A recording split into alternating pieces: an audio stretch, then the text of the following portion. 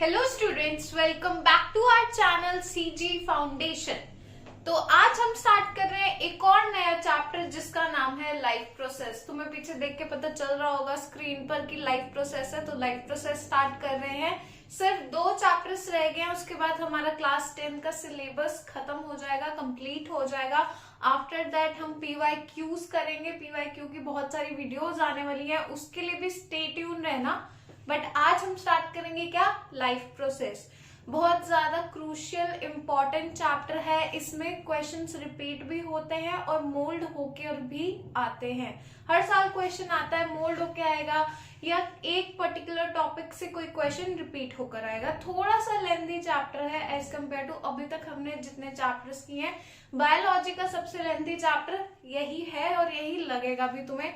तो इसको स्टार्ट करते हैं, देखते हैं। अभी चैप्टर के नाम से स्टार्ट करेंगे हर बार की तरह कि लाइफ प्रोसेस होता क्या है। लाइफ प्रोसेस क्या है? लाइफ मतलब जिंदगी, जीना, जीवन। एंड प्रोसेस मतलब जो हमारी लाइफ को चलाने के लिए क्रूशियल चीजें हो रही हैं हमारी बॉडी में। ठीक है, बॉडी की बात कर रहे हैं हम, क्योंकि बायो है तो बॉडी की बात करेंगे। तो the processes which together perform the function of maintenance of life are known as life processes। Life के मेंटेनेंस को, फंक्शंस जो भी हमारी बॉडी में हो रहे हैं, खाना खा रहे हैं, एक्सक्रीशन हो रहा है, ब्रीदिंग ले रहे हैं, मतलब सांस ले रहे हैं ना। ऐसा तो नहीं है कि सांस कहीं पे छोड़ दिया, मतलब ठीक है यार 5 मिनट थोड़ा रेस्ट दे देते हैं, या हार्ट बीट को बोल दिया कि थोड़ी देर रुक जाओ, तुम भी रेस्ट ले लो। तुम सोए हो लेकिन तुम्हारी हार्ट बीट चलती रहती है, तुम्हारी सांसें चलती रहती हैं, तुम्हारी बॉडी में ब्लड सर्कुलेट होता रहता है। ये सारे के सारे प्रोसेसेस रुकते नहीं है कभी, और अगर रुक जाएंगे तो अल्टीमेटली हमें जिंदा तो कोई गएगा ही नहीं, लिविंग तो हम बचेंगे ही नहीं, है ना। तो अभी स्टार्ट करते हैं क्या। अब यहाँ पे तुम्हारे सिलेबस में कुछ लाइफ प्रोसेस है और कुछ लाइफ प्रोसेस अभी नहीं है क्लास 10 के लिए। Nutrition, respiration, circulation and excretion examples हैं एसेंशियल लाइफ प्रोसेसेस के। अभी देख लेते हैं कि लाइफ प्रोसेसेस के टाइप्स क्या क्या होते हैं और लाइफ प्रोसेसेस होते कौन कौन से हैं, कितने प्रकार के होते हैं। तो हमारे पास सबसे पहला है न्यूट्रिशन, खाना खाना, न्यूट्रिशन लेना। हमें फूड से न्यूट्रिशन मिलता है, तो हमारा क्या है, सोर्स ऑफ एनर्जी क्या है, फूड है। जैसा खाना हम खाएंगे उसी तरह से हमारी बॉडी डेवलप होती है, उसी तरह से हमारी बॉडी की ग्रोथ होती है। नेक्स्ट हमारे पास है ट्रांसपोर्टेशन। ट्रांसपोर्टेशन में हम बात करेंगे कि हमारा ब्लड कैसे ट्रांसपोर्ट करता है हमारे हार्ट से लेकर हमारे लंग्स तक एंड फिर हमारी पूरी बॉडी तक। क्योंकि हमें पता है कि हम CO2 भी ले रहे हैं और ब्लड का भी कुछ उसके साथ रिलेशन है। अभी बताएंगे, जब ये टॉपिक पढ़ेंगे तभी बताएंगे, ठीक है। नेक्स्ट है हमारे पास रेस्पिरेशन। तो रेस्पिरेशन एंड ब्रीदिंग, ये 2 चीजें हैं हमारे पास, 2 अलग अलग टॉपिक्स हैं। इनको हम एक ही साथ पढ़ेंगे और जानेंगे कि इनमें डिफरेंस क्या क्या है। नेक्स्ट है हमारे पास एक्सक्रीशन। तो एक्सक्रीशन में क्या है, एक्सक्रीटरी वेस्ट कैसे फॉर्म होता है हमारी बॉडी में, लिक्विड, सॉलिड वेस्ट और स्वेटिंग, बहुत सारे तरह के वेस्ट होते हैं जो हमारी बॉडी से बाहर रिलीज होते हैं, तो उसकी बात करेंगे। यूरिन फॉर्मेशन की बात करेंगे यहाँ पर हम। नेक्स्ट है हमारे पास क्या, यहाँ रिप्रोडक्शन भी लिखा है एक लाइफ प्रोसेस पे, बट वो अभी पूरा का पूरा चैप्टर है क्लास 10 में, उसकी वीडियो ऑलरेडी आ चुकी है, तो जाके देख लेना। रिप्रोडक्शन पे पूरा चैप्टर है, तो एक लाइफ प्रोसेस के चैप्टर में कवर नहीं होने वाला। नेक्स्ट है मेटाबॉलिज्म। तो मेटाबॉलिज्म तो कैटाबॉलिक, एनाबॉलिक एक्टिविटीज है। इसके बारे में ज्यादा डिटेल में नहीं जाएंगे, बस ओवरव्यू लेंगे कि चैप्टर में कैसे मेटाबॉलिक एक्टिविटीज हो रही हैं, ठीक है।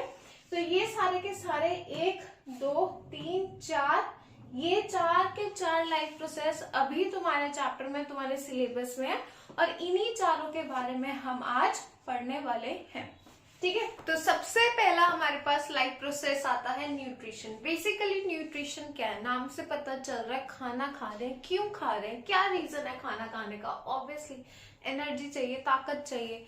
तो वो ताकत कहाँ से मिल रही है, खाने से मिल रही है। बेसिकली उस खाने के पूरे प्रोसेस का नाम हमने बोल दिया न्यूट्रिशन है, ठीक है।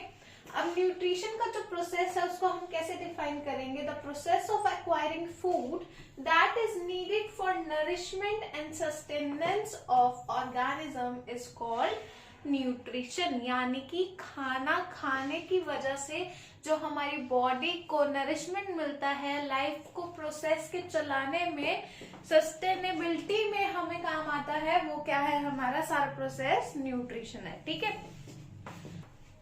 सो न्यूट्रिशन के हमारे पास दो टाइप्स हैं। सबसे पहला था autotrophic and then we have heterotrophic. Auto का मतलब कहीं भी सुनोगे ऑटो, ऑटोमेटिक, मतलब खुद से काम हो रहा है। तो जो न्यूट्रिशन हमें खुद से मिल जाए, यानी कि खुद से खाना हम फॉर्म कर ले, उसको बोलेंगे हम ऑटोट्रॉपिक मोड ऑफ न्यूट्रिशन।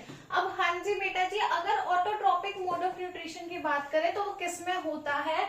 वो होता है ग्रीन प्लांट्स में, बिकॉज ग्रीन प्लांट्स कैपेबल हैं खुद से खाना बनाने के, वो किसी पर डिपेंडेंट नहीं है। हम लोग, हमारे जैसे लोग, एनिमल्स, इंसेक्ट्स, हम सब डिपेंडेंट हैं। ग्रीन प्लांट्स क्या है? प्रोड्यूस करते हैं, उनको प्रोड्यूसर्स भी बोलते हैं। तो वो कैपेबल हैं खाना बनाने के खुद का। अब वो रीजन क्या है कि वो खुद का खाना बना सकते हैं, वो अभी हम पढ़ेंगे। तो autotrophic nutrition is present in plants, alga and some bacterias. अब ऑटोट्रॉपिक मोड ऑफ न्यूट्रिशन यहाँ पे प्लांट्स, एल्गा और कुछ बैक्टीरियाज में होता है। ठीक है, ये लिखा हुआ है। क्यों होता है? बिकॉज उनमें एक प्रोसेस होता है फोटोसिंथेसिस। फोटोसिंथेसिस भी तुमने बचपन में पढ़ा होगा 7th 8th क्लास में। तो फोटोसिंथेसिस के लिए कुछ पिगमेंट्स, कुछ चीजें जरूरी हैं, उसमें से एक है क्लोरोफिल। तो जिनके पास क्लोरोफिल है वही फोटोसिंथेसिस का प्रोसेस परफॉर्म कर सकते हैं। ठीक है, उसमें से कई कौन है? प्लांट्स है, एल्गा है और कुछ बैक्टीरियाज है। Organisms produce their own food using light energy. Light energy, यहाँ पे सनलाइट की बात हो रही है बेटा। सनलाइट में ही फोटोसिंथेसिस का प्रोसेस हो सकता है, रात के टाइम नहीं हो सकता, बिकॉज लाइट एनर्जी चाहिए। और केमिकल एनर्जी बाय फोटोसिंथेसिस और chemosynthesis respectively. Chemical energy means जो भी केमिकल सिक्रीट होते हैं प्लांट बॉडी में। कंट्रोल और कोऑर्डिनेशन में भी तुमने पढ़े थे केमिकल सिक्रीशंस, और जो हार्मोन्स, प्लांट ग्रोथ हार्मोन्स है, वो सारे। Next we have heterotropic nutrition is present in bacteria, fungi and animals. They derive energy from organic compounds such as animals eating plants or other animals for food. यानी कि heterotropic mode of nutrition वो mode of nutrition है जब हम किसी और पर dependent है for our food, for our nourishment. हमें अगर सब्जी भी चाहिए तो हमें कहाँ जाना पड़ता है? बाजार तक जाना पड़ता है, वहां से सब्जी खरीद के आनी पड़ती है। अगर बाजार में सब्जियां ना हो तो डायरेक्ट किसान सब्जी उगाते हैं, वो सारा का सारा फसल का काम करते हैं, वहां से सब्जी लेके आनी पड़ेगी। हम किसी ना किसी ढंग से किराने वाले पे डिपेंड हैं, बाजार में सब्जियों वाले पे, फ्रूट वाले पे, हर किसी पर डिपेंडेंट है। हम अपना खाना खुद कुक तो कर सकते हैं, बना तो सकते हैं। और कई ऐसे बच्चे हैं, अभी छोटे हैं ना, अभी तुम सब छोटे बच्चे हो, तो मैगी के अलावा शायद किसी को कुछ बनाना ना आता, तो वो अपने खाने के लिए भी मम्मी पे डिपेंड है कि मम्मी खाना बनाएगी। तो basically we are heterotrophs which are dependent on somebody else for our food. ठीक है, and autotrophs are those which produces their own food by the process of photosynthesis. Okay बेटा। Heterotrophic nutrition में भी अब आगे सब टाइप्स है। Heterotrophic nutrition भी सेम टाइप का नहीं होता है, अलग अलग ऑर्गेनिजम्स में हो रहा है तो अलग अलग टाइप्स का होगा। सबसे पहला है होलोजोइक, फिर है सेप्रोफिटिक और फिर है पैरासिटिक मोड ऑफ न्यूट्रिशन। अभी समझेंगे कि होलोजोइक, सेप्रोफिटिक और पैरासिटिक क्या है। उससे पहले जरा ऑटोट्रॉपिक को थोड़ा और वाइड व्यू में पढ़ लेते हैं। ये उल्टा हो गया है। हाँ जी, तो autotrophic nutrition, if an organism can nourish itself by making its own food using sunlight or chemicals such as mode of nutrition is known as autotrophic। यही दूसरी स्लाइड पे, अभी लास्ट स्लाइड पे पढ़ा था हमने, सेम चीज। ठीक है, उसके बाद क्या है? Plant photosynthesize using light energy and are called photoautotrophs. जब प्लांट्स यूज करते हैं लाइट एनर्जी का तो बेसिकली क्या बनता है, C6H12O6 बनता है। फॉर्म ऑफ एनर्जी है क्या हमारे पास हमारी बॉडी में प्लस प्लांट्स की बॉडी में, दैट इज ग्लूकोज। अल्टीमेट चीज क्या चाहिए हमें नरिशमेंट के लिए, ग्लूकोज ही तो चाहिए हमारी बॉडी को, ग्लूकोज ही तो एनर्जी प्रोवाइड कराता है। Few bacteria use chemicals to derive energy and are called chemoautotrophs। तो बैक्टीरिया यूज करते हैं केमिकल्स, प्लांट्स यूज करते हैं light energy which is they are taking from the sun. Okay, next देखते हैं क्या है हमारे पास, फोटोसिंथेसिस का पूरा प्रोसेस लिखा हुआ आ गया कि फोटोसिंथेसिस होती क्या है और कैसे परफॉर्म होती है। तो photosynthesis is an important process by which food is formed. खाना बनता है, कहाँ पे बनता है, प्लांट्स में बनता है। The plants make food using sunlight water which provides nourishment to the organism. यानी कि अभी दो चीजें यूज हो रही हैं, कौन कौन सी, एक है सनलाइट और दूसरी क्या है, वाटर, H2O यूज हो रहा है यहाँ पर, ठीक है। उसके बाद है क्लोरोफिल, ग्रीन कलर्ड पिगमेंट, जिसकी वजह से ग्रीन कलर आता है प्लांट पार्ट्स का, that is known as chlorophyll. तो ग्रीन कलर्ड पिगमेंट हमारे पास, यहाँ पर इनको रेड से अंडरलाइन कर देते हैं। क्लोरोफिल हमारे पास है present in green parts, absorbs light energy. तो क्लोरोफिल का काम क्या है, वो सनलाइट को एब्सॉर्ब करेगा, ठीक है। अब this light energy is used to split water into hydrogen and oxygen. यानी कि बेसिकली H2O का क्या होने वाला है, ब्रेक डाउन होने वाला है, H और O क्या होने वाले हैं, अलग अलग होने वाले हैं। Hydrogen is then used to reduce carbon dioxide. अब हाइड्रोजन यूज होगा जिससे हमारी जो CO2 है वो क्या होगी, रिड्यूस होके कार्बोहाइड्रेट्स बन जाएगी और टिपिकली उसको हम बोलेंगे ग्लूकोज। कैसे, यहाँ पे एक रिएक्शन लिखी है, पता नहीं तुम्हें दिख पा रही है, यानी 6CO2 plus 6H2O which gives C6H12O6 और साथ में 6O2। तो ये हमारा सारा का सारा ग्लूकोज फॉर्म हो रहा है with the help of CO2, water, chlorophyll and sunlight. Chlorophyll is essential for photosynthesis and stomata to facilitate intake of carbon dioxide। यहाँ पे एक चीज यूज हुई है विच इज स्टोमाटा। अभी स्टोमाटा बताती हूँ क्या होता है, माइन्यूट स्ट्रक्चर्स होते हैं, अभी हम देखेंगे, डायग्राम में देखेंगे। तो ओवरऑल रिएक्शन जो हो रही है वो ये रिएक्शन है जो हो रही है हमारे पास फोटोसिंथेसिस में। अल्टीमेटली बेसिक स्टेप, ठीक है, 3 बेसिक स्टेप में हमारे पास फोटोसिंथेसिस कंप्लीट होती है। सबसे पहले सनलाइट ली, वाटर लिया, क्लोरोफिल ली, ये एसेंशियल कंपोनेंट्स है, ठीक है। उसके बाद जो हमारे पास क्लोरोफिल है ना, क्लोरोफिल क्या करती है, ऑब्जॉर्ब करती है लाइट एनर्जी को, सनलाइट को ऑब्जॉर्ब किया उसने, और फिर उस लाइट एनर्जी से क्या हुआ, वाटर स्प्लिट हुआ, किसमें, हाइड्रोजन अलग और ऑक्सीजन अलग अलग हो गया, ठीक है। हाइड्रोजन जो था अलग हुआ, अब वो यूज हुआ किसमें, CO2 को रिड्यूस करने में इनटू कार्बोहाइड्रेट की फॉर्म में, जिसको हम ग्लूकोज भी बोल रहे हैं। बेसिक चीज, बिल्कुल बेसिक स्टेप, ठीक है, यही था फोटोसिंथेसिस। नेक्स्ट चलते हैं यहाँ पर हमारे पास स्टोमाटा पर। अभी बताया था स्टोमाटा क्या होता है, स्टोमाटा भी सुना। तो स्टोमाटा छोटे छोटे पोर्स होते हैं लीव्स पर जो हमें ऐसे नेक्ड आई से नहीं दिख पाते हैं। तो स्मॉल पोर्स है, कुछ उनके फंक्शंस है, इंपॉर्टेंट एसेंशियल फंक्शंस है। इस तरह का डायग्राम है कुछ स्टोमाटा का। एक है ओपन स्टोमाटा, ये ओपन डायग्राम है, और एक है क्लोज स्टोमाटा, ये क्लोज डायग्राम है, क्लोज्ड, ठीक है। ये स्टोमाटा का एक डायग्राम है, तुम्हारे पास एनसीईआरटी में भी गिवन है। सबसे पहला क्या है, एपिडर्मल सेल, जो बाहर सेल्स होते हैं, दैट इज एपिडर्मल सेल।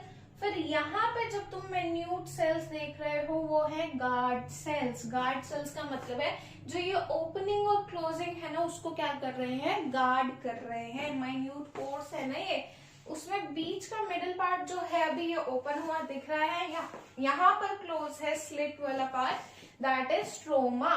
और देन वी हैव हमारे पास ग्रीन छोटे छोटे डॉटेड स्ट्रक्चर्स यहाँ पे तुम्हें दिख रहे हैं, दैट इज क्लोरोप्लास्ट। क्लोरोप्लास्ट की वजह से क्या हो रहा है, ग्रीन पिगमेंट आ रहा है, that is chlorophyll.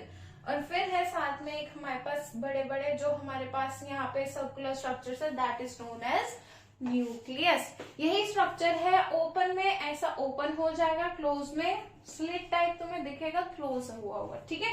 This is the structure of stomata. तो स्टोमेटा होते हैं pores on the leaves that help in exchange of gases, gases exchange में हेल्प करते हैं। They are mostly found on the underside of the leaf, leaf के under side पर होते हैं, above the surface नहीं होते हैं। Each stroma is guarded by guard cells, या each stomata या stoma is guarded by guard cells which control the opening and closing of the pore. The water content of the guard cell is responsible for their function. यानी कि अगर water content ज्यादा होगा तो guard cells open होंगे और access of water को बाहर निकाल देंगे। अगर वाटर कंटेंट ठीक होगा, इक्विवेलेंट होगा, तो गार्ड सेल्स बंद ही रहेंगे। तो water content of the guard cells responsible है देयर ओपनिंग एंड क्लोजिंग। ये बात याद रखना, इस पे एक एमसीक्यू भी आया हुआ है। नेक्स्ट चलते हैं हमारे पास दूसरी स्लाइड पर, सैप्रोफिटिक न्यूट्रिशन एंड पैरासिटिक। अब हमने पढ़ लिया सारा का सारा कि ऑटोट्रॉपिक मोड ऑफ न्यूट्रिशन क्या होता है, फोटोसिंथेसिस क्या होता है, स्टोमेटा क्या होता है।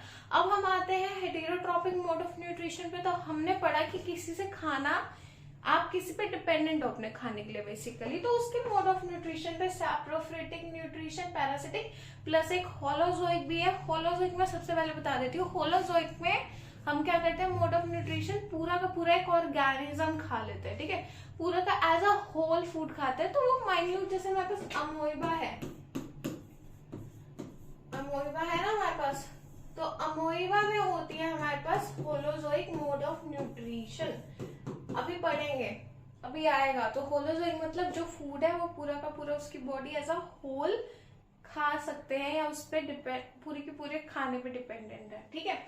Now we have saprophytic nutrition. कुछ ऐसे ऑर्गेनिजम्स हैं जो फीड करते हैं डेड और डिकेइंग ऑर्गेनिक मटेरियल पर, और उस मोड ऑफ न्यूट्रिशन को बोलते हैं हम सैप्रोफिटिक मोड ऑफ न्यूट्रिशन। मतलब जो भी ऑर्गेनिजम्स डेड और डिकेइंग की बॉडीज पर, सड़े गले पत्तों पर फीड करेंगे, या किसी की ऑर्गेनिज्म की मरे हुए की बॉडी पर फीड करेंगे, that is known as saprophytic mode of nutrition. Food is partially digested outside the body and then is absorbed.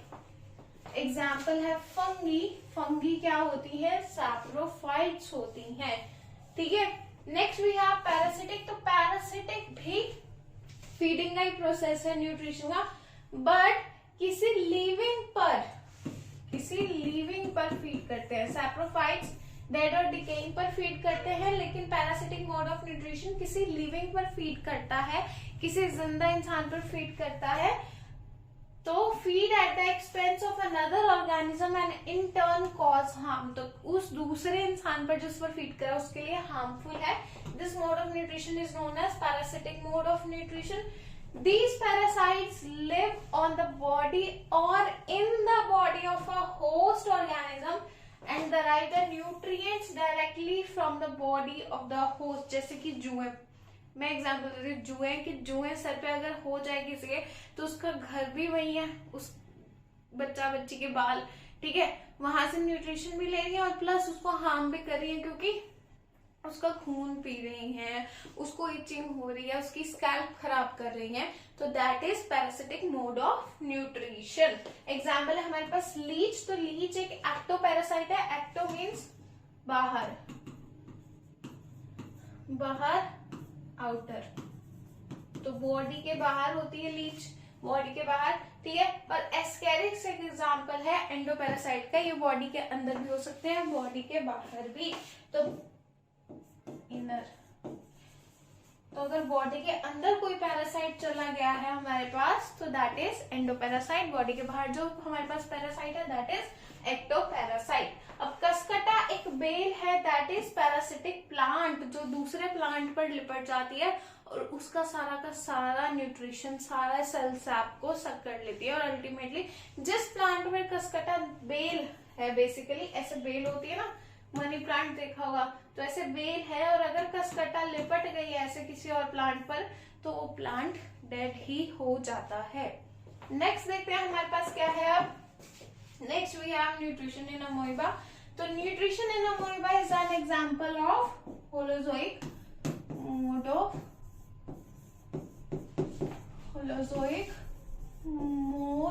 Of nutrition. अब देखते हैं कैसे। तो amoeba feeds by holozoic mode of nutrition. सबसे पहली लाइन जो मैंने लिखी वही है, ठीक है। It engulfs the food particles using pseudopodia. Pseudopodia means false feed. Pseudo का मतलब होता है नकली, फॉल्स, पोडिया मतलब फीड, तो वो नकली पांव बनाता है। तुम्हें पता amoeba has no definite shape, right. It is a unicellular organism. तो अब यूनिसेलुलर ऑर्गेनिज्म है, कोई डेफिनेट शेप नहीं है, तो ऐसे ऐसे इट इज एन आएगा, अ नहीं आएगा। यहाँ ग्रामर ठीक हो रही है, बताओ। तो ऐसे ऐसे क्या है, हम बना देते हैं, बट ऐसी डेफिनेट शेप उसकी होती नहीं है, ऐसी शेप होती है। So it has no definite shape. तो वो क्या करता है, उसको पता चला कि आसपास ना कहीं खाना पड़ा है, अब उसको उस खाने को ग्रैब भी तो करना है। ग्रैब करने के लिए क्या करेगा, सूडोपोडिया बनाएगा, फॉल्स फीड बनाएगा और अपने फीड्स को ना, मतलब अपनी बॉडी को इलोंगेट करेगा, स्ट्रेच करेगा, ताकि वो खाने को ग्रैब कर सके। This is known as pseudopodia. अभी डायग्राम में दिखाते हैं कैसे होता है। डायग्राम है हमारे पास। The engulfed food gets enclosed in a food vacuole। अमोइबा में फूड वैक्यूल होता है, फूड वैक्यूल में खाना चला जाता है।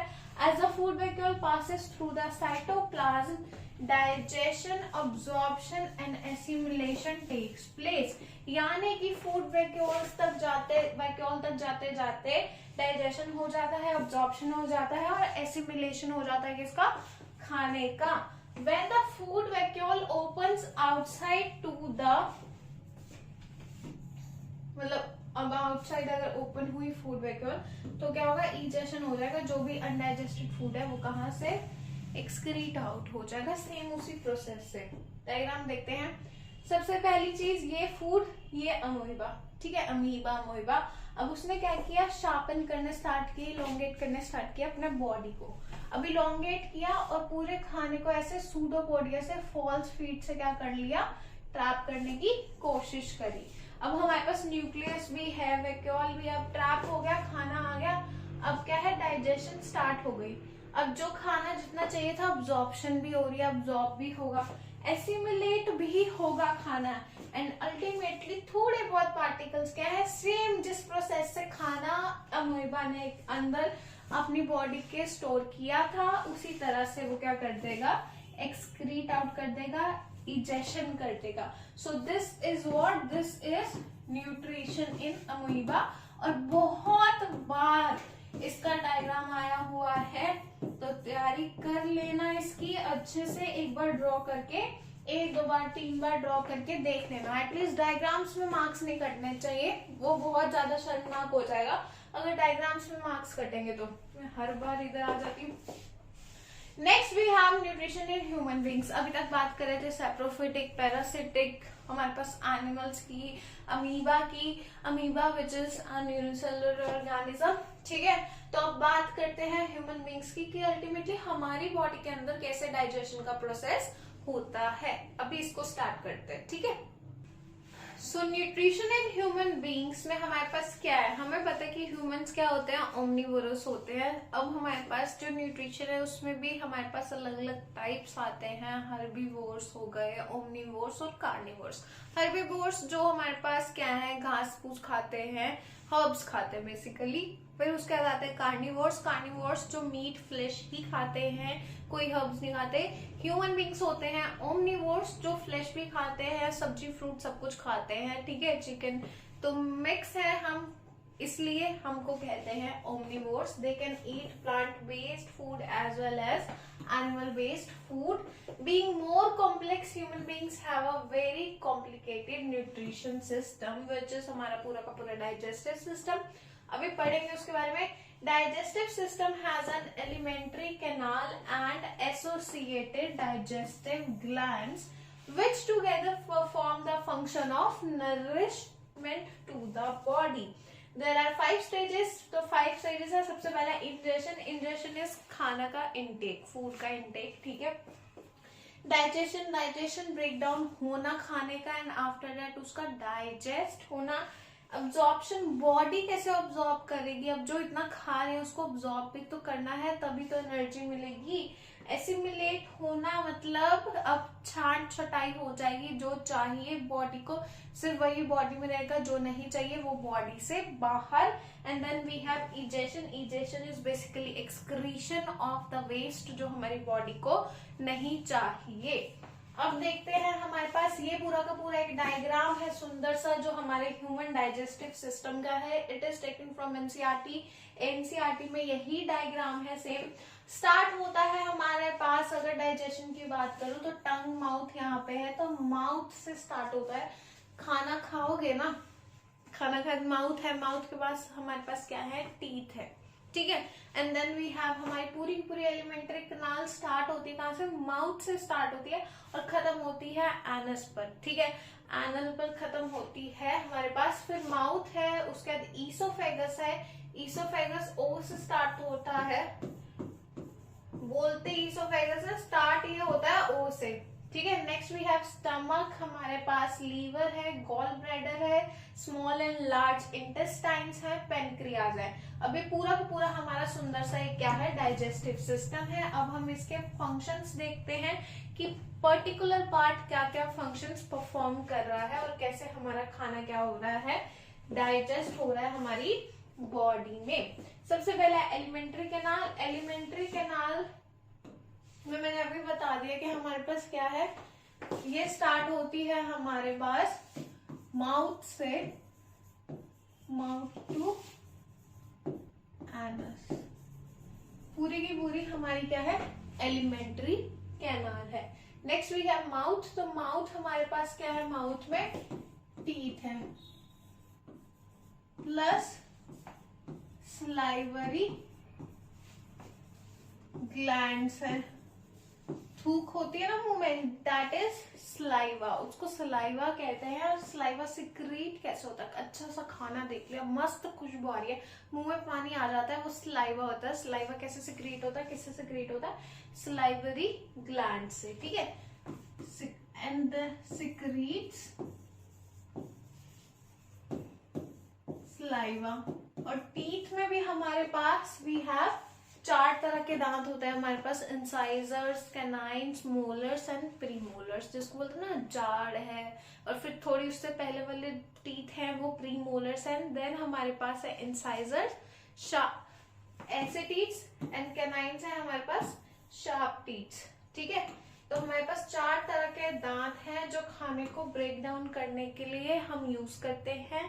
और एक हमारे पास डेंटल फॉर्मूला आता है। Dental formula is 2 1 2 3। कई बार एमसीक्यू में क्वेश्चन पूछ लिया गया है। तो डेंटल फॉर्मूला, पेयर्स में दांत होते हैं, जब भी दांत आते हैं तो पेयर्स में आते हैं, 2 ऊपर के दांत और 2 नीचे के दांत पेयर में आते हैं, ठीक है। तो कैनाइन्स, इंसाइजर, मोलर, प्रीमोलर का सेट है, तो ये पेयरिंग का बेसिकली डेंटल फॉर्मूला है हमारे पास, ठीक है। Next we have stomach. तो स्टमक है हमारे पास एक thick walled bag like structure है, ऐसा सा तुमने देखा होगा स्टमक, ऐसा एस शेप्ड स्टमक बनाते हैं हम। अभी तो थोड़ा पढ़ लेते हैं पहले। तो स्टमक रिसीव करता है food from the oesophagus which is our food pipe at one end, और ओपन करता है नेक्स्ट हमारी स्मॉल इंटेस्टाइन में दूसरे एंड से, ठीक है। Inner lining of stomach secrete करती है म्यूकस को, हाइड्रोक्लोरिक एसिड यानी कि HCl को, और कुछ डाइजेस्टिव जूसेस को।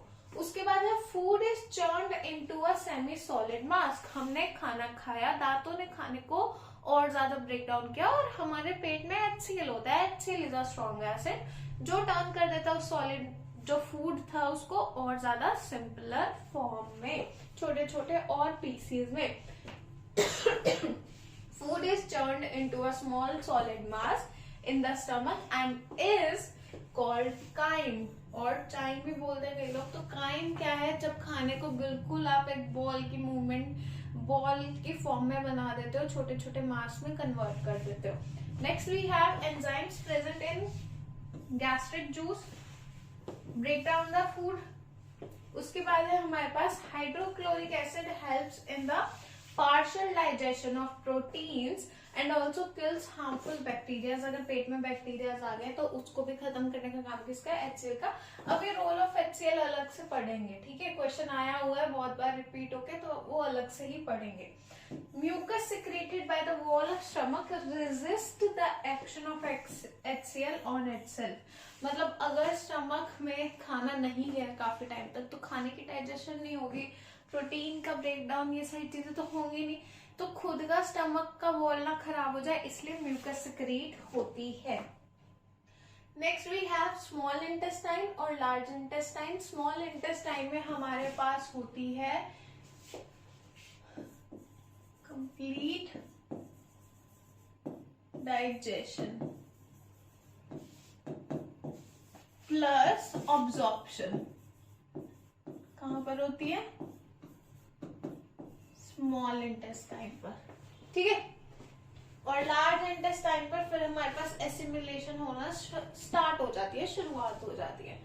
नेक्स्ट वी हैव हमारे पास एक चीज है जिसका नाम है, एक मूवमेंट है जिसका नाम है पेरिस्टाल्सिस। तो पेरिस्टाल्सिस क्या है, वेव लाइक मूवमेंट है एलिमेंट्री कैनाल की ईसोफेगस से लेकर स्मॉल इंटेस्टाइन तक। अब हमें पता है एक पाइप लाइक स्ट्रक्चर है हमारे पास, फूड पाइप। तो खाना अगर जाएगा तो उसमें एक मूवमेंट होगी, खाना को पुश तो करेगा ना कोई चीज, that movement is known as peristalsis movement. बहुत बार एक मार्क में क्वेश्चन आया है, इसलिए यहाँ पे लिखा गया है। बेटा इस स्लाइड में कुछ भी ऐसा नहीं होगा जो क्वेश्चंस ना आए हो, तो एक बार स्लाइड के गो थ्रू भी हो जाया करो पूरा अच्छे से। अगर रोक रोक के वीडियो ना स्लाइड पढ़ लिया करो, ठीक है।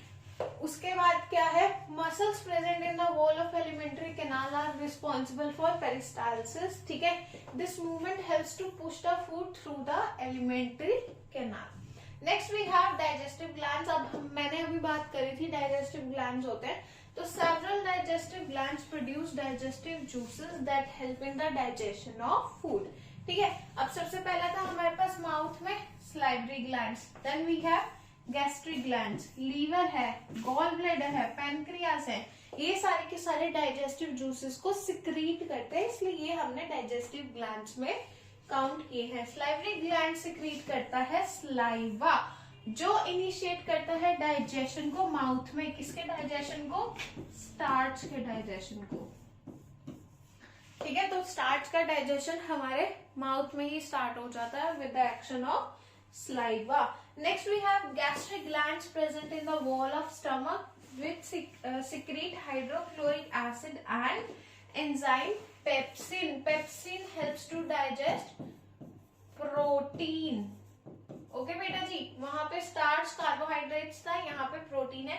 Then we have liver. तो लीवर सिक्रीट करता है बाइल जूसेस को, bile juice, bile pigments, bile enzymes जो गॉल ब्लैडर में स्टोर होता है। तो बाइल हेल्प करता है डाइजेशन ऑफ फैट्स का, और पेनक्रियास सिक्रीट करती है डाइजेस्टिव एंजाइम्स या पेनक्रियाटिक जूस भी बोल सकते हैं, और इसको हम इस सिक्रीशन को कह रहे हैं पेनक्रियाटिक जूस, ठीक है। Enzymes like trypsin, chymotrypsin, lipase, amylase are present in pancreatic juice. ये सारे के सारे एंजाइम्स हेल्पफुल हैं कार्बोहाइड्रेट्स, प्रोटीन्स, फैट्स के डाइजेशन में, और ये सारे प्रेजेंट कहाँ पे होते हैं, पेनक्रियाटिक जूस में प्रेजेंट होते हैं। नेक्स्ट देखते हैं हम क्या, फिजियोलॉजी ऑफ डाइजेशन की डाइजेशन आखिरकार हो कैसे रहा है। Mechanical digestion of food takes place in the buccal cavity. खाना खाया, दांतों ने मेस्टिकेट किया, चबाया, सलाइवा मिक्स हो गया और एक बोलस की फॉर्म में खाना तैयार हो गया। अब वो बोलस कहाँ जाएगा, स्टार्ट हो गया डाइजेस्ट होना कहाँ पे, बकल कैविटी में, because of the action of saliva, ठीक है। सलाइवरी माइलेज भी बोलते हैं। नेक्स्ट उसके बाद क्या है, स्टमक में हमारे पास जो भी चर्न्ड फूड था वो और ज्यादा मस्कुलर कॉन्ट्रैक्शंस हुई स्टमक में जाके, और ज्यादा ब्रेक डाउन हुआ किस फॉर्म में, सिंपलर फॉर्म में। अब स्टमक में हमारे पास क्या है, डाइजेशन ऑफ प्रोटीन स्टार्ट हो गया हमारे पेट में, स्टमक में, with the action of pepsin. Protein break down हुआ और स्मॉलर फ्रेगमेंट्स में, जिसका नाम है पेप्टाइड। प्रोटीन चेंज हुआ पेप्टाइड में with the action of pepsin. अब जो बोलस था, after mixing with gastric juices turn हुआ बहुत ज्यादा फाइन पार्टिकल्स में, छोटे छोटे पार्टिकल्स में, जिसका नाम हमने काइम रखा है। ठीक है, अब काइम एंटर किया स्मॉल इंटेस्टाइन में, जहां पे कंप्लीट डाइजेशन होती है because of the action of various enzymes present in the gastric juices, जैसे ट्रिप्सिन हो गया, कीमोट्रिप्सिन हो गया, अभी हमने पढ़ा लास्ट स्लाइड में, बाइल हो गया और इंटेस्टाइनल जूस हो गया। Next we have the digested food is completely absorbed by the villi and microvilli। यहाँ पर दो चीजें हैं, विली एंड माइक्रोविली। अब स्मॉल इंटेस्टाइन में ना छोटे छोटे टाइनी स्ट्रक्चर्स होते हैं, माइन्यूट छोटे छोटे ऐसे स्ट्रक्चर्स। तो ऐसे ये स्मॉल इंटेस्टाइन है, इसकी वॉल पे छोटे छोटे स्ट्रक्चर्स है, ठीक है, ऐसे स्ट्रक्चर्स है। अब कुछ भी एंटर करेगा ना, कोई भी चीज एंटर करेगी तो ये स्ट्रक्चर्स ना स्पेस और ऑब्जॉर्प्शन का एरिया बढ़ा देते हैं। इन स्ट्रक्चर्स का नाम है विली एंड माइक्रोविलाई, ठीक है, ऑफ द स्मॉल इंटेस्टाइन। अब अनडाइजेस्टेड फूड एंटर करता है कहाँ पे, लार्ज इंटेस्टाइन में, एसिमिलेटेट मैंने अभी बताया था। उसके बाद जो कोलोन है वो रिस्पॉन्सिबल है absorption of water and salts, और उसके बाद रेक्टर में कुछ देर स्टोर हुआ हमारा अनडाइजेस्टेड फूड, और फिर उसके बाद क्या हो गया, हमने अपनी फीसिस को एक्सक्रीट आउट कर दिया थ्रू एनस। ठीक है, तो ये पूरी की पूरी फिजियोलॉजी थी डाइजेशन इन ह्यूमन बींग्स की। अब ये पूरा का पूरा न्यूट्रिशन इन ह्यूमन बींग्स का एक पूरा माइंड मैप है। अगर तुम्हें शॉर्ट में याद करना तो बस इतनी एक स्लाइड देके काम चल जाएगा। ठीक है, स्टार्ट करते हैं। Humans are heterotrophs and they make मतलब अपना खाना खुद नहीं बना सकते। Food is crushed with teeth acted by saliva secreted from the salivary glands. Enzyme salivary amylase in saliva breaks down starch into sugar. Food is transferred to stomach via food pipe or esophagus by rhythmic contractions, that is known as peristalsis. Peristalsis भी cover होगा। Gastric glands in stomach releases pepsin, hydrochloric acid and mucus for digestion. Pepsin digests proteins, mucus helps in lubrication, and HCl removes germs that might enter with the food. Okay, next we have food is completely digested in small intestine. Liver releases bile juice and pancreas releases pancreatic juice containing trypsin, protein digesting enzyme है trypsin, और intestine releases intestinal juices. Villi in intestine helps in increasing the surface area for digestion. Large intestine will absorb water from the unabsorbed food and waste material is removed via anus. पूरा का पूरा human physiology का, digestion का human physiology यहाँ पे खत्म हो गया, पूरा का पूरा इस एक माइंड मैप में। तो अगर नहीं आ रहा समझ न्यूट्रिशन एंड ह्यूमन कैसे स्टार्ट होता है, खाना कहाँ से गया और क्या क्या चीजें हुई, तो ये एक स्लाइड काफी है तुम्हारे सिर्फ न्यूट्रिशन एंड ह्यूमन बींग्स के लिए। ठीक है, नेक्स्ट चलते हैं हम रोल ऑफ HCl पर। अभी मैंने बोला कि इस पे क्वेश्चन आता, तो एक बार देखते हैं, क्वेश्चन आएगा तो हमें अटेम्प्ट करना, लाइक तो होना चाहिए।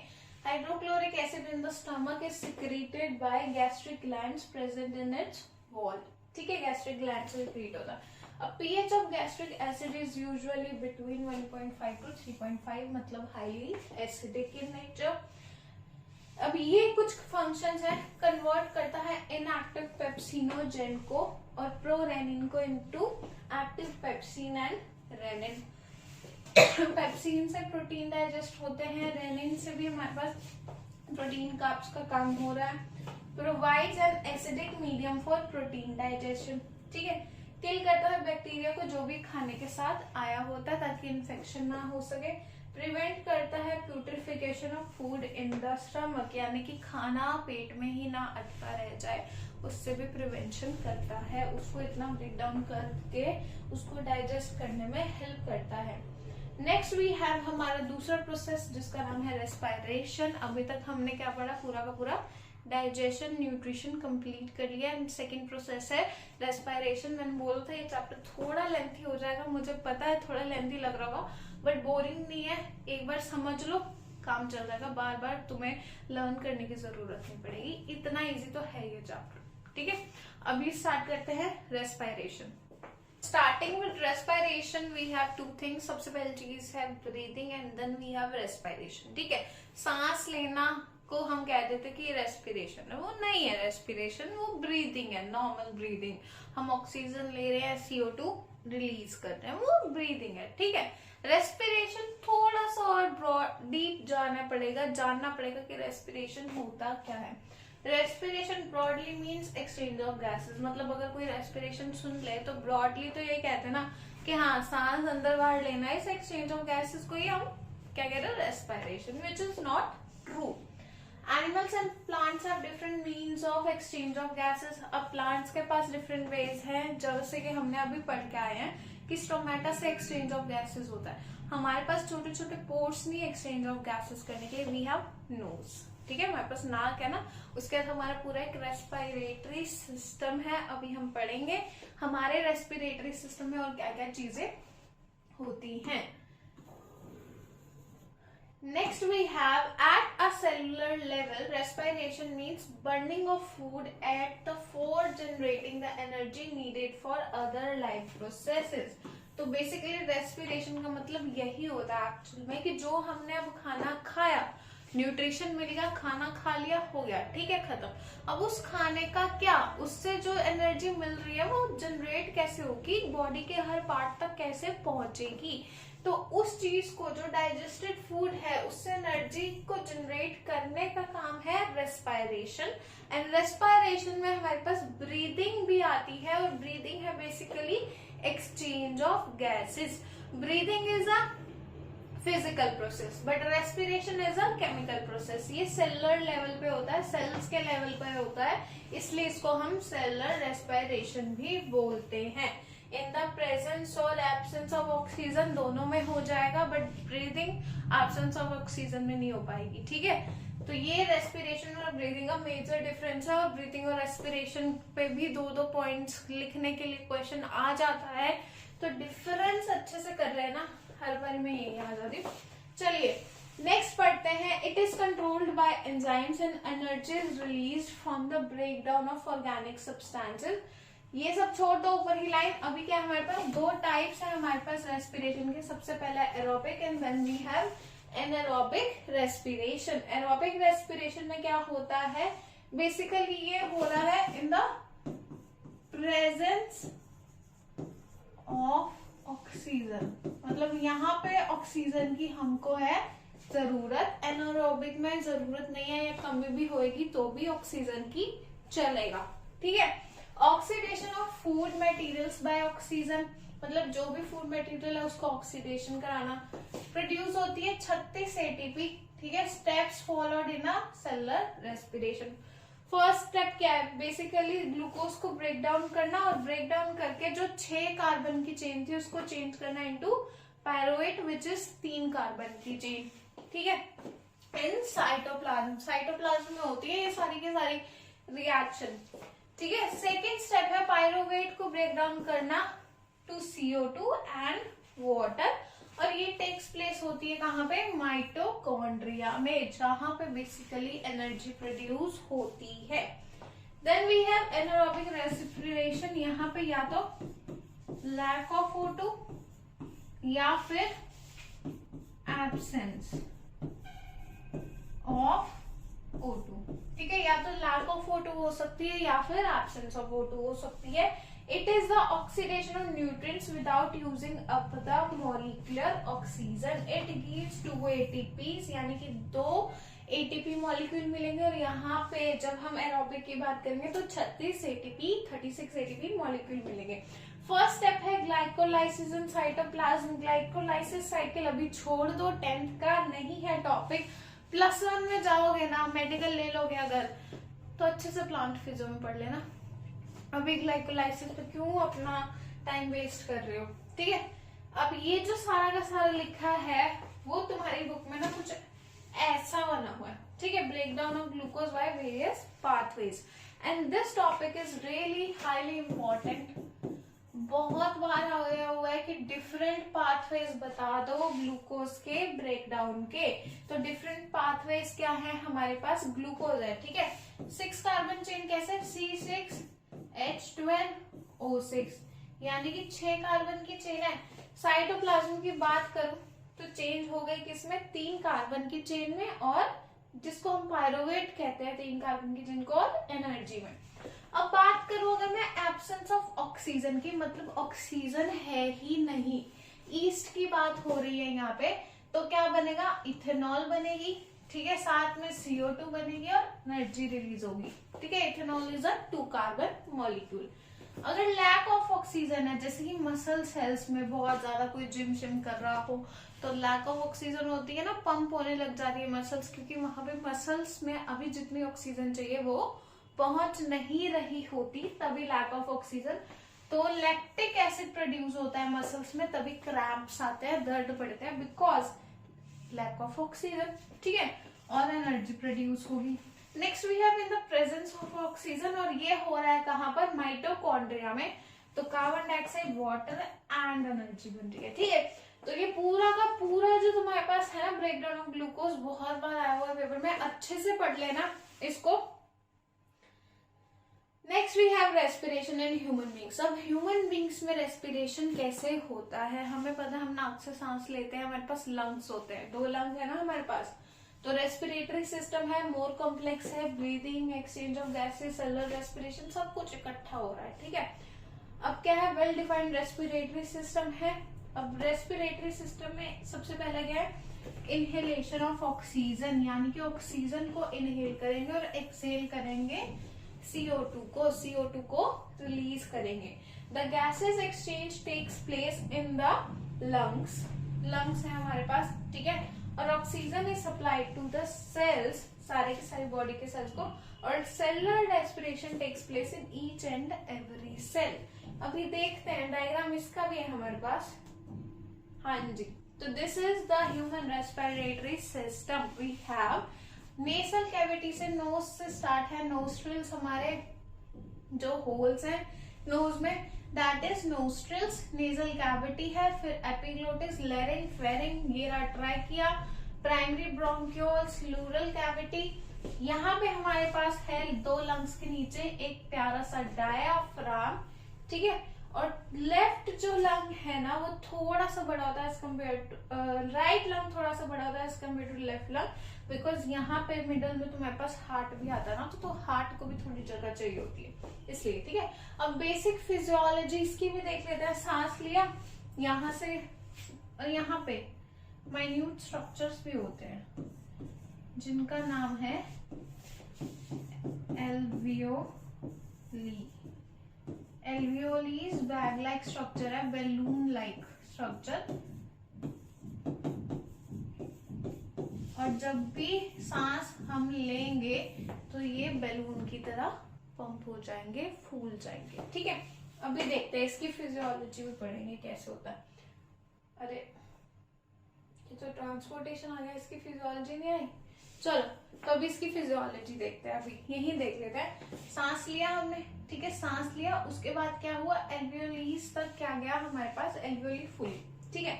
अब तुम्हें पता होना चाहिए कि लंग्स में एक तो तुम्हारी जो CO2 और O2 है वो क्या होती है, प्योरीफाई हो रही होती है, ठीक है। अब CO2 की हमें जरूरत नहीं है, हमें O2 की जरूरत है, तो हमारे लंग्स में ना वो बाइंड करेगी खून के साथ, और अभी वो ट्रांसपोर्टेशन बढ़ेंगे, अभी यहाँ का टॉपिक है नहीं, ठीक है। तो एल्वियोलीज पर क्वेश्चन आता है। Alveoli is a bag like structure जो हमारे 1000 नंबर्स में प्रेजेंट होती है हमारे लंग्स में, और वहीं पे site of exchange of gases है। नेक्स्ट हमारे पास है सेलुलर रेस्पिरेशन। तो सेलुलर रेस्पिरेशन हर सेल में होती है with the help of ATP। बहुत बेसिक प्रोसेस है। अब जब अगर बात कर फिजियोलॉजी की, तो जो ये डायाफ्राम है ना, डायाफ्राम में से डोम शेप लाइक स्ट्रक्चर है। तो जैसे सांस लोगे, इनहेल किया तुमने, तो डायाफ्राम की मूवमेंट चेंज हुई, और जब रिलैक्स हुए, ठीक है, एक्सहेल किया, तो डायाफ्राम आ गया किसमें, नॉर्मल शेप में, जैसे शेप में डोम शेप में वो था। तो डायाफ्राम और रिब्स, जो यहाँ पे तुम्हारे पास रिब केज होता है, ठीक है, यहाँ रिब्स होती है ना तुम्हारे पास, diaphragm plus ribs, diaphragm ribs और लंग्स की मूवमेंट इकट्ठे साथ चल के ही इनहेलेशन और एक्सहेलेशन में हेल्प करती है। इनहेल हम O2 करते हैं, एक्सहेल हम CO2 करते हैं। तो यही थी बस फिजियोलॉजी ऑफ रेस्पिरेशन। उसमें ग्लूकोज के पाथवेज इंपॉर्टेंट हैं और डायफ्राम की मूवमेंट प्लस एल्वेलाइज पे क्वेश्चन आया, व्हाट इज एल्वेली और एल्वेली क्या करती है, ठीक है, उस पर ध्यान देना।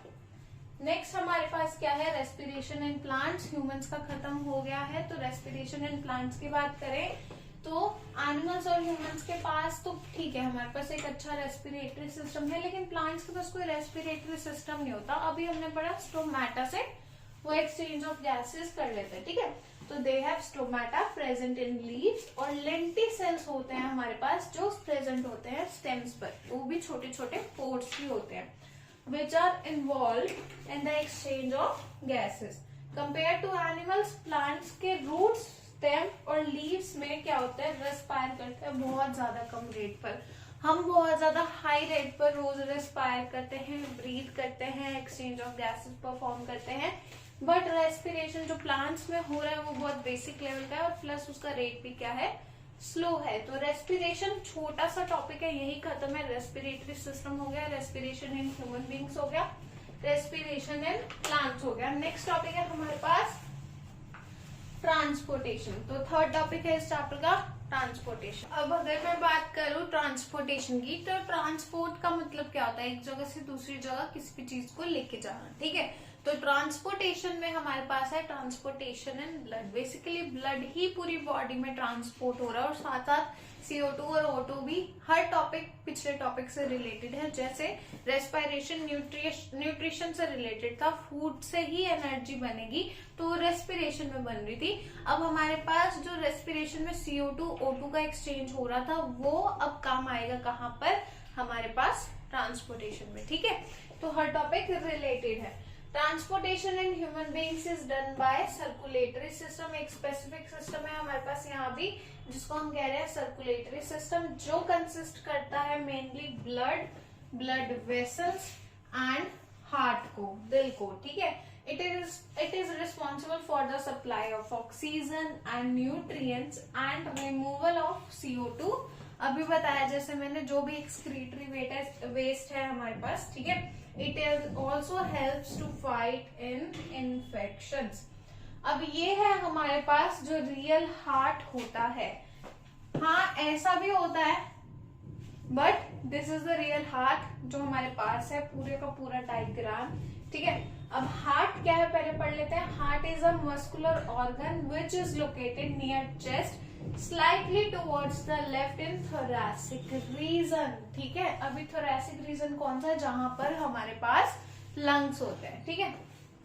Heart is the main pumping organ of the body. सारा का सारा ब्लड जो पंप करना है, खून सप्लाई करना है, वो हार्ट पर डिपेंडेंट है। Human heart is divided into 4 chambers. अब ह्यूमन हार्ट की देख लेते हैं फिजियोलॉजी, तो वो 4 चैम्बर्स में डिवाइडेड है। ये तुम्हारा हार्ट, इसको डिवाइड कर दिया 4 चैम्बर्स पर।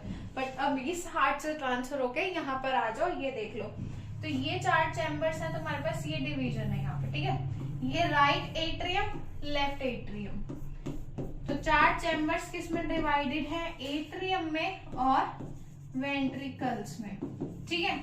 अब right atrium, left atrium, right ventricle, left ventricle, 4 chamber हो गए, 4 रूम्स हो गए।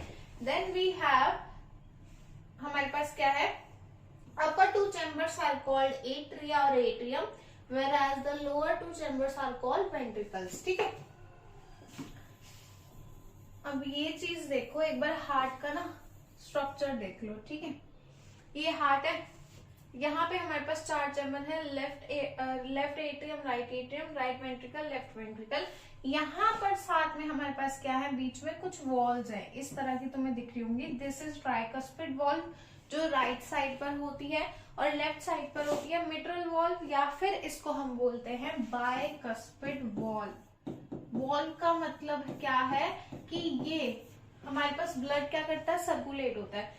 यहाँ से सुपीरियर वीना कावा और ओर्टा। ओर्टा लार्जेस्ट आर्टरी है हमारे पास बॉडी की, और हमारे पास लार्जेस्ट वेन क्या है, वीना कावा। ठीक है, अब जब हमारे पास डीऑक्सीजनेटेड ब्लड वीना कावा से पूरी बॉडी से डीऑक्सीजनेटेड ब्लड आया, जिस ब्लड में CO2 मिक्स है, वो वीना कावा से आया। ठीक है, कहाँ पे आया, सबसे पहले राइट एट्रियम में आया। राइट एट्रियम में आया, बहुत प्रेशर से आया ब्लड। फिर यहाँ पे क्या थी, ट्राइकस्पिड वॉल थी जो क्लोज थी, जिसकी वजह से ब्लड आगे अभी राइट वेंट्रिकल में सप्लाई नहीं हो पाया। जब प्रेशर से ब्लड आया तो हमारे पास ट्राइकस्पिड वॉल पर भी प्रेशर पड़ा, और इसी वजह से राइट वेंट्रिकल में ब्लड गया। ठीक है, अब यहाँ गया, उसके बाद ब्लड जाएगा यहाँ पर। ये क्या है हमारे पास, पल्मोनरी आर्टरी। एक यहाँ पे क्या है, पल्मोनरी वाल्व है। वाल्व का मतलब ये भी एक डोर है, ये वाल्व खुला, और पल्मोनरी आर्टरी। अब ये आर्टरी में इनका डिफरेंस बताऊंगी। तो पल्मोनरी आर्टरी से ब्लड जाएगा लंग्स में, ठीक है, और फिर प्योरीफाई होके आएगा लेफ्ट एट्रियम और लेफ्ट वेंट्रिकल में। कुछ इस तरह से हार्ट की फंक्शनिंग होती है। अभी बताऊंगी। हमारा ब्लड करता है basically double supply, double circulation करता है। 2 बार ब्लड हमारा सर्कुलेट होता है हार्ट में, इसलिए बोलते हैं कि हमारे पास क्या होती है, किस तरह की सर्कुलेशन होती है, डबल सर्कुलेशन होती है। अब ये है flow of blood in heart, लेकिन फ्लो ऑफ ब्लड से पहले मैं चाहती हूँ तुम आर्टरीज वेन्स का डिफरेंस समझ लो। ठीक है, फ्लो ऑफ ब्लड अभी बताऊंगी हार्ट में। तो ब्लड वेसल्स कैरी करती हैं blood throughout the body. There are 3 types of blood vessels. सबसे पहली है arteries, then we have veins और कैपिलरीज। ठीक है, डिफरेंस मेजरली जो आता है वेपर में वो आता है आर्टरीज और वेन्स का। आर्टरीज आर थिक वॉल्ड, ठीक है, सबसे पहला डिफरेंस। तो वेन्स कैसी होंगी, थिन वॉल्ड हो जाएंगी। Blood flows under high pressure in arteries, बहुत ज्यादा प्रेशर से, but veins bring back the blood from organs to heart and blood is no longer under pressure. यहाँ पे कोई प्रेशर नहीं है। ठीक है, arteries are situated deep inside the skin, तो ये बहुत ज्यादा डीप इनसाइड होती है। और जो तुम्हें ये अपनी हरी हरी नसें दिख रही होती है ना, दैट इज वेन्स, वो वेन्स होती हैं और इतना ज्यादा डीप इनसाइड सिचुएटेड नहीं होती हैं as compare to arteries. Arteries carry करती हैं blood away from the heart, because oxygenated blood होता है, तो पूरी बॉडी में ऑक्सीजनेटेड ब्लड कौन सप्लाई करेगा, आर्टरीज, और पूरी बॉडी से डीऑक्सीजनेटेड ब्लड लेके हार्ट तक कौन आएगा, वेन्स। ठीक है, कैरी ऑक्सीजनेटेड ब्लड, एक्सेप्शन है यहाँ पर एक, दैट इज पल्मोनरी आर्टरी। जब भी पल्मोनरी आर्टरी का नाम सुनोगे बेटा तो पता होना चाहिए कि ये एक ऐसी इकलौती आर्टरी है जो कैरी करती है डीऑक्सीजनेटेड ब्लड, मतलब कि ऐसा ब्लड जिसमें CO2 मिक्स है। और सेम यहाँ पे एक और एक्सेप्शन है, वेन्स में सारी की सारी वेन्स कैरी करती है डीऑक्सीजनेटेड ब्लड। एक्सेप्शन है पल्मोनरी वेन का जो कैरी करती है ऑक्सीजनेटेड ब्लड। ठीक है, आर्टरीज हैव नो वॉल्स, कोई भी ऐसे वॉल्स नहीं है, रुकावट टाइप ना, ऐसे वॉल्स नहीं है, बट वेन्स के पास वॉल्स प्रेजेंट है। ठीक है, next we have blood pressure. अच्छा, इसके बाद अब पढ़ते हैं फ्लो ऑफ ब्लड। इसको हम डबल सर्कुलेशन भी कहते हैं।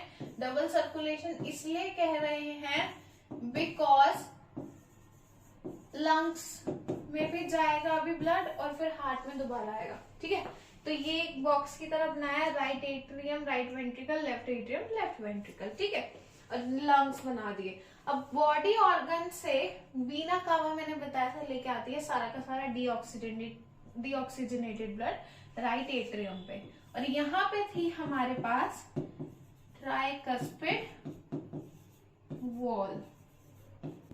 अब हमारे पास वीना कावा लेके आई पूरी बॉडी ऑर्गन से राइट एट्रियम में ब्लड, यहाँ ट्राइकस्पिड वॉल खुली प्रेशर से डीऑक्सीजनेटेड ब्लड, फिर राइट वेंट्रिकल में गया और ब्लड गया यहाँ से लंग्स में, through which pulmonary artery, exceptional artery जिसके पास डीऑक्सीजनेटेड ब्लड होता है।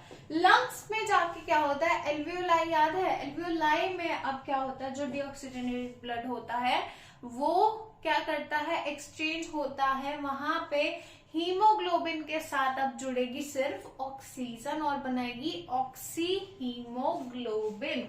यहाँ पे जब ऑक्सी हीमोग्लोबिन बन जाएगा ना,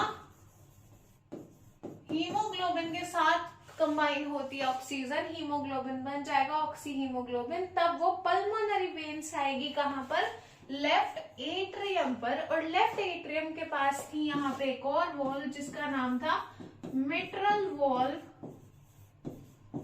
या फिर बाइकस्पिड वॉल्व।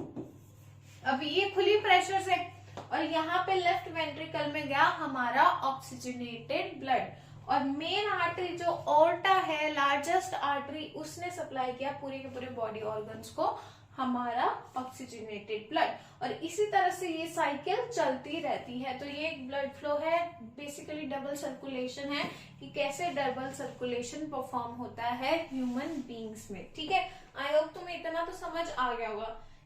हाँ जी, तो यहाँ पे आर्टरीज वेन्स बता दिया था, कैपिलरीज क्या होता है ये भी बताती हूँ। कैपिलरीज वो पॉइंट ऑफ ज्वाइनिंग है, ठीक है, वेन आ रही है, आर्टरी आ रही है, अब ये ज्वाइनिंग का पॉइंट है वेन और आर्टरी का, ये कैपिलरीज फॉर्म कर रहा है। कैपिलरीज स्मॉल होती है एज कंपेयर टू आर्टरीज और वेन्स, ठीक है। तो दिस इज कैपिलरीज।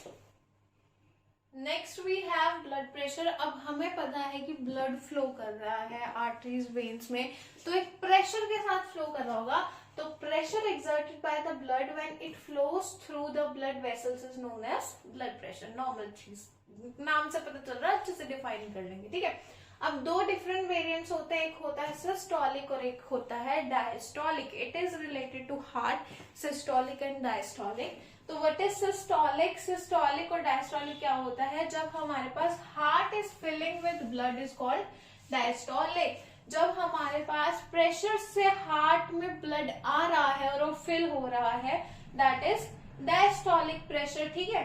और मिनिमम प्रेशर होता है किस पे? आर्टरीज पर उस टाइम पर, नॉर्मल। और जब हमारे पास रेस्टिंग फेज में, तो दैट इज एक रेस्टिंग फेज में और एक कॉन्ट्रैक्शन से ब्लड आ रहा है, दैट इज डायस्टोलिक, ठीक है। नॉर्मल रेंज है हमारे पास 90, एक मिनट, ये रेंज ब्लड ग्रुप की नहीं है बेटा, हाँ जी। तो normal range of diastolic blood pressure है 60 to 80 mmHg।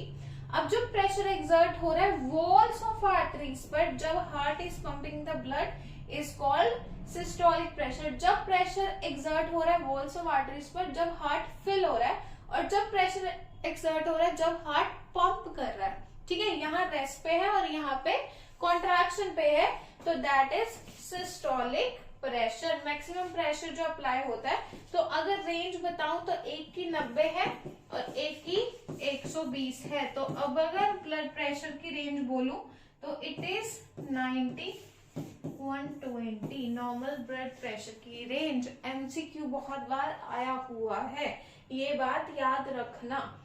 Next we have transportation in plants. अब प्लांट्स में भी ट्रांसपोर्टेशन हो रहा है, तो transportation in plants is a vital process, ठीक है।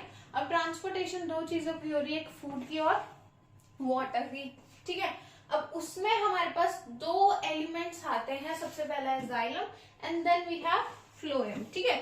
तो ये भी तुमने पढ़ा होगा 9th स्टैंडर्ड में, 8th स्टैंडर्ड में। तो जाइलम ट्रांसपोर्ट करता है वाटर को, फ्लोएम ट्रांसपोर्ट करता है फूड को। फ्लोएम पढ़ते हैं पहले। Phloem is responsible for translocation of nutrients. Translocation का मतलब है फूड से रिलेटेड है, बेसिकली फूड को ट्रांसपोर्ट करना is translocation. And sugar like carbohydrates produced by the leaves to the areas of plant that are metabolically active. Sieve tubes, companion cell, phloem fibers और phloem parenchyma 4 components हैं phloem के। और flow of material जो होता है phloem में वो bidirectional होता है, लीव से लेकर रूट्स तक, रूट से लेकर स्टेम तक, हर जगह खाना पहुंचाने का काम है phloem का। और ये 4 एलिमेंट्स कंपोनेंट्स प्रेजेंट है। Next we have xylem. Xylem tissue है जो वो ट्रांसपोर्ट करता है वाटर को प्लांट्स में, ठीक है, रूट से लेकर बाकी प्लांट्स के जो भी हमारे पास पार्ट्स हैं। जाइलम टिश्यू मेड होता है, made up of with tracheids, vessels, xylem fibre and xylem parenchyma. अब जो फ्लो है वो क्या होता है, यूनिडायरेक्शनल, एक ही डायरेक्शनल फ्लो है, रूट से ही पानी ऊपर जाएगा, ऊपर से पानी नीचे नहीं आएगा। ये डायग्राम है जाइलम फ्लोएम का, और एक यहाँ पे डिफरेंशिएटिव पॉइंट्स भी लिखे हैं, water and minerals. One way flow मतलब एक ही वे है जाइलम का, और फ्लोएम का बाई डायरेक्शनल है, ठीक है। Cells having no end walls, thick wall होता है जाइलम, और फ्लोएम क्या होता है, थिन वॉल होता है, और प्लस उनके अलग अलग एलिमेंट्स भी प्रेजेंट होते हैं जिनसे वो बनते हैं। Last topic of the chapter is excretion. अब इतना सारे प्रोसेसेस पढ़ लिए, finally last topic of the chapter. मुझे पता है वीडियो थोड़ी सी लेंथी हो गई होगी बाकी वीडियो से। Excretion is the process of removal of metabolic waste material and other non-useful substances, यानी कि वो चीजों को हमारी बॉडी से बाहर निकालना जो हमारी बॉडी के लिए यूजफुल नहीं है या फिर टॉक्सिक है हमारी बॉडी के लिए। That process is known as excretion, ठीक है बेटा। So organisms like have an advanced or specific system। अब excretion के लिए भी हमारे पास ह्यूमन बींग्स के पास तो एटलीस्ट एक स्पेशलाइज्ड सिस्टम होता है, that is known as excretory system. But plants के पास कोई एक्सक्रीटरी सिस्टम नहीं है हमारे पास, और कोई भी स्पेशल ऑर्गन नहीं है, ठीक है। अब सबसे पहले देखते हैं यूनिसेलुलर ऑर्गेनिजम्स में एक्सक्रीशन कैसे होता है, फिर उसके बाद फिशेस में देखेंगे, और फिर हमारे पास insects, and then finally we will go for human beings. अब हमारे पास एक्सक्रीशन में भी ना एक टॉपिक है, यूरियोटेलिक, अमोनोटेलिक और यूरिकोटेलिक, ठीक है। 3 फॉर्म्स होती है जिसमें हमारे पास एक में अमोनिया सिक्रीट होता है एज एक्सक्रीटरी मटेरियल, एक में यूरिया सिक्रीट होता है, और एक में यूरिक एसिड सिक्रीट होता है, ठीक है। यूरिया हमारे पास है, हमारी बॉडी में सिक्रीट होता है, यूरिक एसिड होता है हमारे पास बर्ड्स में, और फिर अमोनोटेलिक मीन्स अमोनिया सिक्रीट हो रहा है, अमोनिया के लिए चाहिए एक्सेस ऑफ वाटर, तो वो सिक्रीट होता है फिशेस में या फिर जो भी हमारे पास एक्वेटिक एनिमल्स प्रेजेंट होते हैं। तो ये एक छोटा सा टॉपिक था, मैंने ऐसे थॉरोली तुम्हें बता दिया है, ठीक है। एक बार ध्यान देके पढ़ लेना उस टॉपिक को, कई बार आ जाता कई बार नहीं भी आता, इतना मतलब क्योंकि एनसीईआरटी में नहीं है तो इतना उस चीज को प्रेशराइज नहीं किया जा सकता ना कि ये टॉपिक आ सकता है, क्योंकि एनसीईआरटी ही है मेन अभी।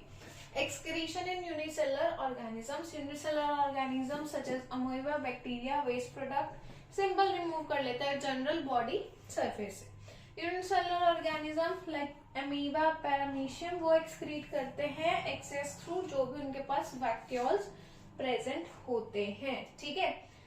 हाँ जी, तो हमारे पास अब एक्सक्रीशन इन ह्यूमन बींग्स आ गया। इससे पहले ये कंप्लीट पढ़े, हमारे पास जो इंसेक्ट्स होते हैं उनके पास क्या होता है, स्पेशलाइज्ड ट्यूब्यूल्स होती है, मालपीजियन बॉडीज होती है, मालपीजियन बॉडीज, जिससे वो एक्सक्रीट करते हैं, ठीक है। तो मालपीजियन बॉडीज यूज करते हैं। अब हम पढ़ लेते हैं, और जो हमारे पास बाकी कुछ ऐसे हमारे पास इंसेक्ट्स हैं जो अपने जनरल बॉडी सरफेस से ये एक्सचेंज ऑफ गैसेस और एक्सक्रीटरी का फंक्शन परफॉर्म कर रहे होता है, ठीक है। हमारे पास क्या है, हमारे पास एक्सक्रीशन इन ह्यूमन बींग्स में है 2 pair of kidneys, bean shaped kidneys. Then हमारे पास यूरेटर्स जो किडनी से आ रहे हैं, यूरिनरी ब्लैडर जिसपे हमारे पास कलेक्ट होता है यूरिन, एंड देन यूरेथ्रा से पास आउट होता है, ठीक है।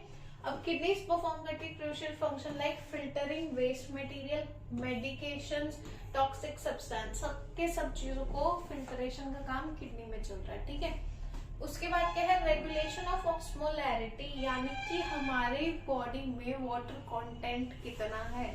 ऑस्मोलैरिटी मींस वाटर कंटेंट की concentration, fluid balance basically body का। रेगुलेशन ऑफ आयन, आयंस मतलब हमारे पास Na+ है, K+ है, जितने भी आयंस है हमारी बॉडी में, उसकी बात हो रही है। Regulation of pH, pH regulation की बात है कि कोई भी टॉक्सिक सब्सटेंस ज्यादा ना आ जाए हमारी बॉडी में, अगर ज्यादा आता है तो उसको किडनी रिमूव कर देती है। Regulation of extra cellular fluid volume, cell से एक्स्ट्रा फ्लूइड वॉल्यूम हो तो उसको भी रेगुलेट कर देती है। ये पूरा का पूरा excretory system in human beings का स्ट्रक्चर है, जैसा दिखता है। Next we have nephron. तो नेफ्रॉन की अगर बात करूं, nephron is the functional and structural unit of kidney, और नेफ्रॉन की वजह से ही ब्लड प्योरिफिकेशन होता है प्लस यूरिन फॉर्मेशन होता है। ठीक है, तो हमारा एक्सक्रीटरी मटेरियल। तो nephron is the structural and functional unit of the kidney. Each kidney has millions of nephrons and it forms the basic structural and functional of the kidney. Her nephron के दो parts होते हैं। सबसे पहला part है Malpighian body और renal tubule. Malpighian body is made up of cup like structure. ये सारा पढ़ने से पहले समझ लो, ठीक है। ऐसा दिखता है तुम्हारा नेफ्रॉन, और ये यूरिन फॉर्मेशन का प्रोसेस है। ये एक नेफ्रॉन एक्चुअल दिखता है। तो मालपीजियन बॉडी में एक ये तुम्हारे पास कप लाइक स्ट्रक्चर आता है, ठीक है, जिसको हम बोलते हैं बोमेन्स कैप्सूल, और उसके अंदर तुम्हारे पास बहुत सारी आर्टरीज होती है जिसको बोलते हैं हम ऐसे कोइल्ड आर्टरी, जिसको बोलते हैं ग्लोमेरुलस। तो ये दोनों चीजें मिलके बोमेन्स कैप्सूल प्लस ग्लोमेरुलस बनाते हैं Malpighian body. Next we have हमारे पास ये आता है पूरा का पूरा एक लूप, जिसका नाम है यहाँ पे हेनलीज लूप या लूप ऑफ हेनली भी बोलते हैं। एक असेंडिंग लूप है और एक कौन सा लूप है, डिसेंडिंग लूप है। यहाँ पे ये जो स्ट्रक्चर है इसका नाम है PCT, which is proximal convoluted tubule, और इस स्ट्रक्चर का नाम है DCT, which is distal convoluted tubule. और लास्ट में जो ये तुम्हें दिख रही है ना ये ट्यूब, इसका नाम क्या है हमारे पास, कलेक्टिंग डक्ट। ठीक है, अब पढ़ लेते हैं। स्ट्रक्चर देख लिया हो तो हमारे पास क्या है, Malpighian they together filter waste material along with many useful substances.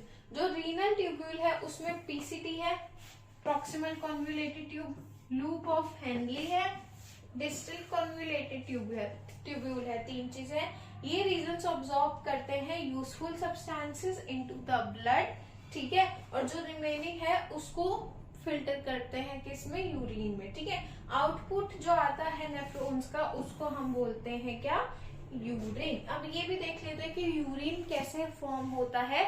Urine formation पर बहुत बार क्वेश्चन आया है कि यूरिन फॉर्मेशन के बारे में लिखो। तो 3 प्रोसेस है उसमें। सबसे पहला है ग्लोमेरुलर फिल्ट्रेशन। वाटर और solute smaller than proteins are forced through the capillary walls or pores of the glomerular capsule into the renal tubule। ठीक है, तो अब जो वाटर से भी छोटे मॉलिक्यूल्स है, ये वो सोल्यूट मॉलिक्यूल्स है, वो सारे फिल्टर होंगे कहाँ पे, ग्लोमेरुलर फिल्ट्रेशन पर। उसके बाद है ट्यूब्यूल रीअब्जॉर्प्शन। जो भी ट्यूब्यूल्स है, पीसीटी और डीसीटी दोनों की बात हो रही है, प्लस हेनली लूप की भी बात हो रही है। वहां पे water, glucose, amino acid, needed ions are transported out, और बाकी जो नहीं चाहिए वो अलग कर देता है। ठीक है, लास्ट है ट्यूब्यूलर सिक्रीशन। अब क्या है, जैसे H+, K+, क्रिटीन हो गया, ड्रग्स हो गए, वो रिमूव कर दिए जाते हैं क्योंकि वो हमारे को नहीं चाहिए, ये सारे सोल्ट्स की जरूरत नहीं है, और बाकी सारे के सारे कलेक्टिंग डक्ट में कलेक्ट हो जाते हैं, देन फर्दर ट्रांसपोर्ट कर दिया जाता है किडनी से लेकर ureter and then urinary bladder, और पास आउट होता है यूरेथ्रा से। तो इस तरह से हमारा पूरा का पूरा यूरिन फॉर्मेशन होता है। और यूरिन फॉर्मेशन में बहुत क्वेश्चंस आए हुए बेटा, तो अच्छे से पढ़ लेना इस चीज को। Next we have haemodialysis. Haemodialysis basically जब किडनीज ढंग से काम नहीं कर पाती, ना ब्लड प्योरीफाई कर पाती है, ना हमारे पास यूरिन फॉर्म कर पाती है, तो हम आर्टिफिशियल किडनी का यूज करते हैं, जिसमें एक डायलाइजर होता है। उस इंसान की बॉडी से पूरा ब्लड अभी धीरे धीरे निकाल के उसको फिल्टर करके फिर उसको दोबारा से क्या करते हैं, बॉडी में ब्लड का सप्लाई करते हैं। एक साइड से ब्लड रिमूव हो रहा होता है और दूसरी साइड से ब्लड दिया जा रहा होता है, तो आर्टिफिशियल किडनी को ही हम कहते हैं हीमोडायलिसिस। ये सारा का सारा इसके बारे में लिखा है, मैंने तुम्हें बता दिया है, कई बार पूछा गया पेपर में, इसलिए मैंने ये टॉपिक इंक्लूड किया था इस स्लाइड पे। Next and last topic of this chapter is excretion in plants. अब प्लांट्स में एक्सक्रीशन कैसे होता है, तो एक्सक्रीशन के लिए प्लांट्स के पास कोई भी स्पेसिफिक एक्सक्रीटरी सिस्टम नहीं है। ठीक है, दे हैव स्मॉल पोर्स, या फिर वो किस रूप में एक्सचेंज कर रहे हैं, गैसेज एक्सचेंज, जैसे कि फ्रॉम स्टोमेटा हो गया, रेस्पिरेशन भी हो गया, ठीक है। एक्सेस ऑफ वाटर भी स्टोमेटा से ही बाहर जा रहा है या ट्रांसपीरेशन के थ्रू बाहर जा रहा है, या फिर जैसे हमारे पास जो गम होती है, रबर, ऑयल, लेटेक्स, रेजिन, ये क्या है, ये हमें लगता है यूजफुल मटेरियल है, हमारे लिए यूजफुल है, ठीक है, रबर बन रही है, ग्लू बन रही है, बट ये प्लांट के एक्सक्रीटरी मटेरियल होते हैं जो कहाँ से मिलते हैं हमें, बार्क, स्टेम और उसके बाद लीव्स एक्सेट्रा से, ठीक है। और या फिर इवेंचुअली प्लांट्स की लीव्स क्या होती है, शेड हो जाती है, ठीक है।